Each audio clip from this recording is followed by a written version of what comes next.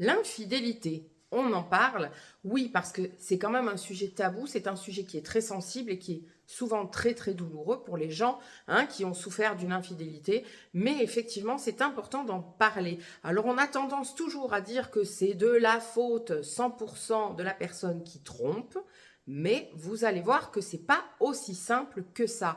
Bienvenue dans la Minute Sexo, je suis Nat Matters, votre coach en sexualité et relations de couple. Alors, il est vrai qu'il existe des joueurs et des joueuses, parce qu'il n'y a pas que les hommes qui trompent. Il y a un peu plus d'hommes que de femmes, mais l'écart est en train de diminuer. Donc les femmes aussi vont voir ailleurs. Et c'est vrai qu'il y a des personnes qui font ça de manière chronique, de manière compulsive. Ce sont réellement des pulsions et c'est leur mode de fonctionnement. Et ces personnes-là, vous ne les changerez pas. Donc si vous êtes en couple avec une personne qui n'est pas fidèle de nature, sachez que soit vous quittez cette personne, soit vous faites avec ce trait de caractère. Il y a des personnes qui vivent ça très bien. Ça ne regarde que vous, effectivement. Mais la plupart des gens ne sont pas infidèles de nature. Et l'infidélité, c'est souvent une réponse à une cause qui est bien plus profonde et qui est un mal-être. Alors ça peut être un mal-être personnel, c'est-à-dire que la personne peut être en pleine crise de l'âge et perdre confiance en elle, par exemple. La personne peut se sentir mal dans sa peau, par exemple, parce que la personne vieillit et qu'elle voit son corps changer, qu'elle a besoin de se rassurer, etc. Bon. Et ça peut être aussi parce que la personne, par exemple, ne trouve pas la ressource nécessaire dans sa relation. Voilà, elle a besoin de certaines choses et ces besoins ne sont pas pris en compte ou ne sont pas entendus. Et la personne va satisfaire ses besoins ailleurs, tout simplement. Et il ne s'agit pas forcément de besoins sexuels. Ça peut être des besoins de communication, des besoins d'écoute, des besoins de tendresse, des besoins de sexe aussi, bien évidemment. Mais c'est pas forcément ça qui va motiver l'infidélité.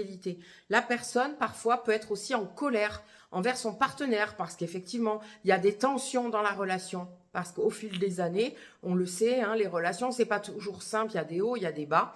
Et que parfois, la personne, elle a peut-être essayé, du moins, elle a l'impression des fois d'avoir essayé de communiquer, de se faire comprendre, etc.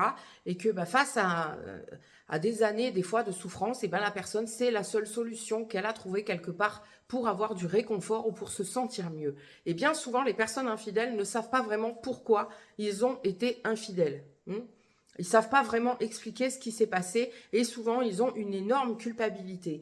Alors concrètement, que faire quand on a vécu une infidélité ?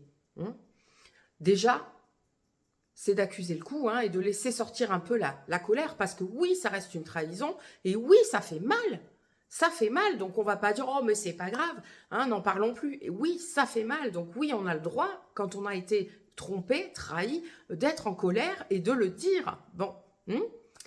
Et puis bien souvent, la personne qui a trompé, elle se sent, un sentiment de culpabilité et se sent mal, bien sûr. Bon.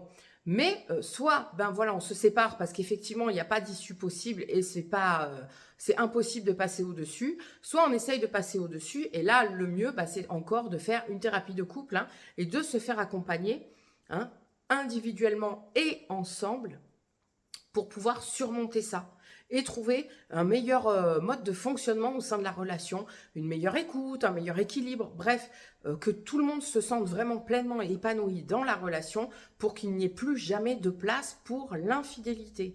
Voilà. Alors, j'espère que cette vidéo vous a aidé. Si jamais vous êtes en souffrance, surtout, ne restez pas seul. Consultez, allez en parler à des professionnels parce que oui, il y a des moyens de surmonter des infidélités. Alors sachez que la personne qui est infidèle, c'est pas forcément qu'elle n'a plus d'amour pour son partenaire. Bon, ça c'est une chose importante, c'est vraiment souvent lié à une souffrance personnelle, d'accord? Et c'est pas forcément qu'il y a plus d'amour, c'est pas forcément que le couple est mort, mais c'est très très difficile de s'en sortir tout seul.